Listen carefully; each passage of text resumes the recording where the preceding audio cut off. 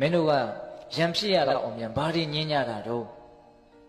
ဒီကောင်က1နဲ့2နဲ့ပေါင်းရင်4လို့ပြောတယ်ဗျာတဲ့အဲ့ဒါတပည့်တော်ကမဟုတ်ဘူး1နဲ့2နဲ့ပေါင်းရင်3လို့ပြောတာတဲ့အဲ့ဒါ3ကွမ်း4ကွမ်းနဲ့ညင်းရင်တပည့်တော်2ယောက်ရံဖြစ်လာတာဗျာ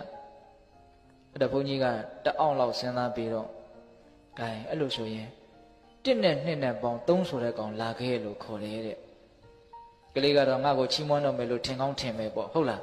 ဟိုးလဲရောက်ရဘုန်းကြီးက1နဲ့2နဲ့ပေါင်း3ဆိုတဲ့ကောင်ကိုရိုက်တယ်တဲ့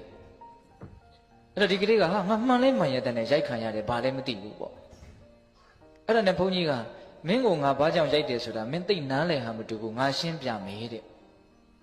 1နဲ့2နဲ့ပေါင်းရင်3ဆိုတာလောက်မှမသိတဲ့ကောင်နဲ့တုပြီးတော့ညင်းတာမင်းမှာအပြစ်ရှိတယ်တဲ့ဟုတ်လားနော်ပြီးတော့စဉ်းစားနော်